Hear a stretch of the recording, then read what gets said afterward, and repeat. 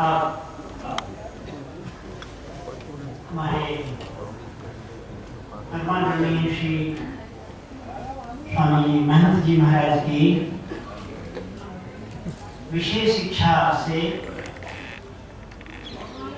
हम जिन महापुरुष को कुछ बोलने के लिए प्रार्थना करने जा रहे हैं, जबकि उनकी कल सभा की अध्यक्षता उन्हीं के द्वारा है और ये अद्भुत संयोग है कि जो कल अध्यक्ष हैं वो आज ही हम पर कृपा कर रहे हैं, आशीर्वाद देंगे मात्र। फिर हमारे पूज्य चरण श्री महाराज जी हमको कृपा करेंगे। पूज्य श्री हंसदास जी महाराज, हाँ, नंदी स्वामी श्री हंसानंद जी महाराज प्रातः स्मरण में।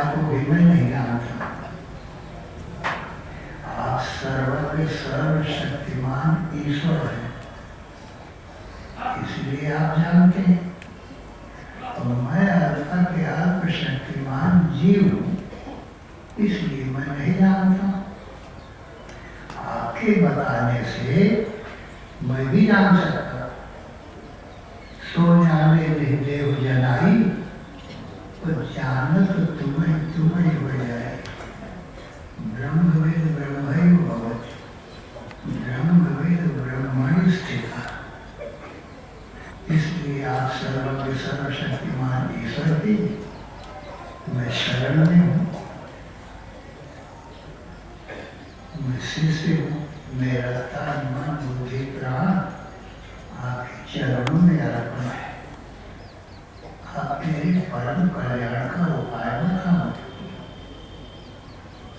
भगवान श्री कृष्ण सूत्र रूप में बताते हैं, संक्षेप में बताते हैं। थोड़ा समय हो तो समास में बताना चाहिए, ज्यादा समय हो तो व्यास में बताना चाहिए, विस्तार में बताना चाहिए। तो वहाँ युद्ध दोनों तरफ से सेना तैयार है, थोड़ा समय नहीं है ज्यादा, क्योंकि युद्ध के बाजे बज चुके हैं, अस्त्र शस्त्र गिरने वाले। तो वह तत्व बताना है जिससे मृत्यु न हो, दुख न हो, अज्ञानता चली जाए, सच्चित आनंद की प्राप्ति हो जाए। थोड़े समय में बताना है। तो भगवान बताते हैं कि अर्जुन सावधान मन से सुनो। गीता अध्याय 2 का 16वां श्लोक, 16 सत्य, पूरा सत्य। अर्जुन एक सत्य है और दूसरा असत है। सत्य उसको कहते हैं जो सदा रहता है, न उत्पत्ति होती है न नाश होता है। जो सतरूप होता है ना, वो चिद्रूप भी होता है। सत उपलक्षण है चिद और आनंद का, चिद्रूप भी है और आनंद रूप भी है। माने अनंत सत्य है जिसका आदि हो ना अंत हो, क्योंकि आदि होगा तो फिर अंत भी होगा। ऐसे ही चिद नाम अनादि अनंत अखंड ज्ञान का है, जिस ज्ञान का न आदि हो न अंत हो, उदय अस्त रहित ज्ञान का सूर्य हो, न उदय हो न अस्त हो, ऐसा ज्ञान का सूर्य, उसको चिद कहते हैं। और आनंद उसको कहते हैं जिस आनंद का न ये किनारा हो न दूसरा किनारा हो, अनादि और अनंत। तो सत्यम ज्ञानम अनंतम ऐसा ब्रह्म है। दूसरा असत है, जड़ है, दुख उसके विपरीत है। असत जड़ दुख। तो अर्जुन ये जो दृश्य दिखाई पड़ रहा है तुमको, ये असत है। तीनों काल में ना हो उसका नाम असत है। इसी को माया कहते हैं, इसी को भ्रांति कहते हैं, इसी को अध्यास कहते हैं, इसी को प्रकृति कहते हैं। अनेक नाम है। जो ना होए और दिखाई पड़े उसका नाम माया है। रज्जु में सांप नहीं है और दिखाई पड़ता है, यह ज्ञान का परिणाम है। रज्जु का विवर्त माने अध्यास है। ऐसे ही ये संसार सत आत्मा रूपी अधिष्ठान में है नहीं और दिखाई पड़ता है, यह ज्ञान का परिणाम है। माया को यह ज्ञान कहते हैं, अविद्या कहते हैं। अव्यक्त नामनी परमेश शक्ति अनादि अविद्या त्रिगुणात्मिका परा कार्यान्वय सुधैव माया यया जगत सर्वविदम प्रसिद्धि। इतने नाम ये सब माया के हैं। अव्यक्त कहो, प्रकृति कहो, त्रिगुणात्मिका कहो, अविद्या कहो, परा कहो, अथवा अद्भुत काम करती है, घटना पटी है, असंभव को संभव कर दिखाती। अरे भी क्षण मात्र में ये संसार बना देना यह संभव काम है, परंतु ब्रह्मांड निकाया निर्मित माया लोम लोम प्रतिवेद का है, पलक मारने में ये सारा संसार बना देती। ये अद्भुत काम है, इसलिए इसको माया भी कहते हैं। वो संभव को संभव बना दे। जिससे पुरुष की छाया है, पुरुष तो ज्ञानवान है, छाया का कुछ ज्ञान नहीं। पुरुष की छाया निकलती है, पुरुष की छाया को देखता है, पुनः पुरुष में समा जाता है। तो जो ब्रह्म है वो सच्चित आनंद पुरुष है। पुरुष का अर्थ होता है पूर्णत्वात् पुरुषा, जो सत्य से, ज्ञान से, आनंद से पूर्ण हो उसको पुरुष कहते हैं। और ये जो दृश्य क्या है?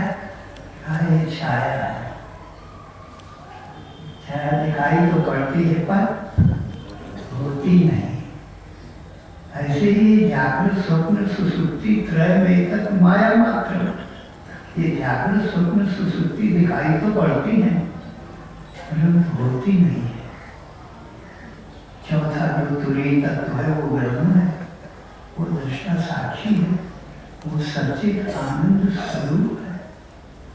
इसलिए हे अर्जुन, ये संसार जो दृश्यमान है ये असत जड़ दुख। असत इसलिए है कि ये सतत रहता ही नहीं। जड़ इसलिए है कि ये संसार को जागृत स्वप्न सुसुप्ति को ज्ञान नहीं है। ज्ञान तो ब्रह्म को ही है, वो चौथा है। तो इन तीनों से अलग ही होता है दृष्टा, तीनों में मिल नहीं सकता। इसलिए चौथा तुरी को चौथा कहते हैं। छाता लोक हो गया है व्याकरण की रीति से, नहीं तो चतुरी शब्द जैसे द्वितीय तृतीय उसे चतुरी, छाता लोक हो गया तो तुरी बचा। अर्जुन, हमारा तुम्हारा स्वरूप चौथा है, स्वभाव सिद्ध है। अज्ञान हमको ढांक सकता है, हमारे स्वभाव को नष्ट नहीं कर सकता, आवरण कर सकता है। सूर्य को मेघ ढांक सकते हैं तो सूर्य का नाश तो नहीं कर सकते। ऐसे ही सूर्य के समान अनंत अखंड ज्ञान जो उदयस्त रहित है, भला ज्ञान उसका नाश कर सकता है? कदापि नहीं।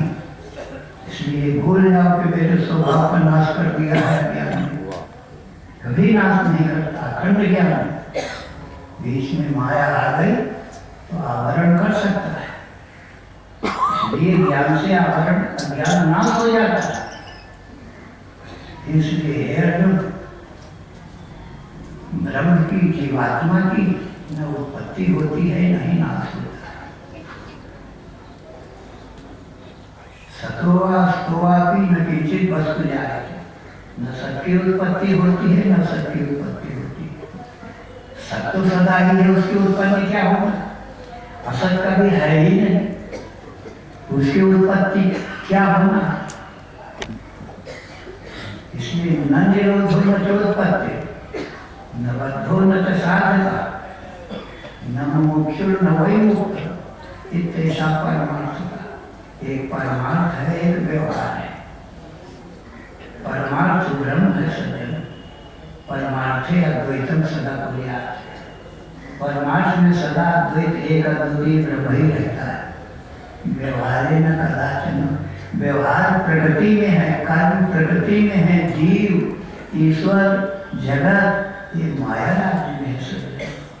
प्रकृति से कर्माणि क्रियमाणानि सर्वशः या पश्यति तथा आत्मानं अकर्तारं समष्टि। आत्मा ब्रह्म है, स्वभाव से अकर्ता है, आत्मा में कोई कर्म नहीं है। साक्षी चेता केवल निर्गुण, केवल साक्षी चेतन है, केवल अकेला है, गुणातीत है, गुणों से मिलता नहीं। गुणों के साथ रहता है क्योंकि व्यापक है, पर गुणों से नहीं मिलता। असंगो ही अयम पुरुषा। जैसे आकाश सब में मिलते रहता है परंतु सबसे असंग है। तो आकाश वो सर्वगतश्च नित्य, आकाश के समान सब में व्यापक है। देवता में, दैत्य में, मनुष्य में, पशु में, पक्षी में, ये तो माया राज्य का देव, दानव, मानव, पशु, पक्षी, वृक्ष, पर्वत, सूर्य और देह, इंद्री, मन, बुद्धि, प्राण और इनमें होने वाले कर्म और विकार, विरुद्ध कर्म दैत्यों में, शुद्ध कर्म शुभ कर्म देवताओं में। परंतु ये माया राज्य में है अर्जुन, ये लीला क्षेत्र है।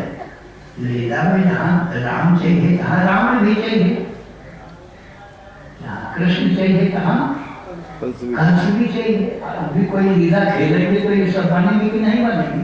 ये तो लीला ही नहीं होगी। तो लीला तो खेल होता है, ये माया का खेल है। हम आप इस लीला को देखने वाले हैं।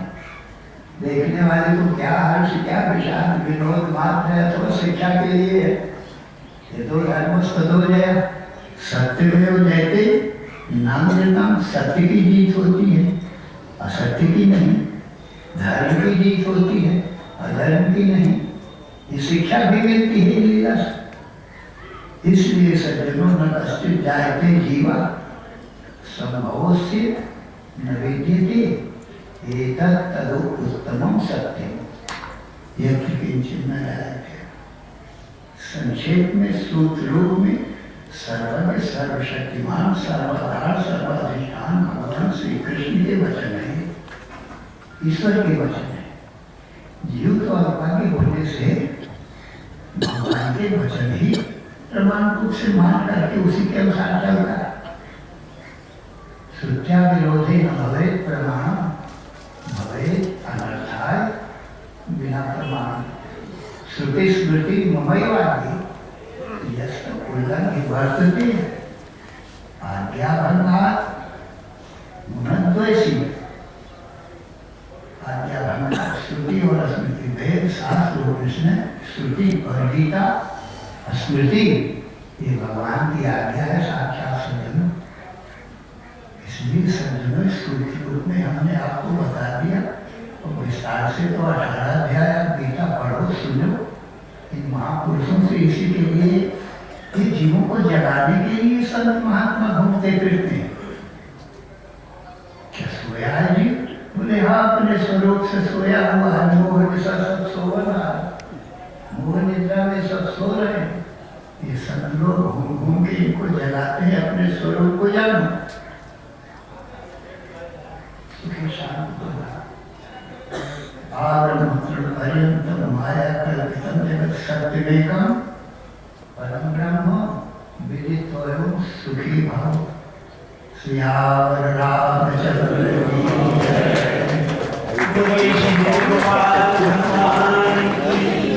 गोपाल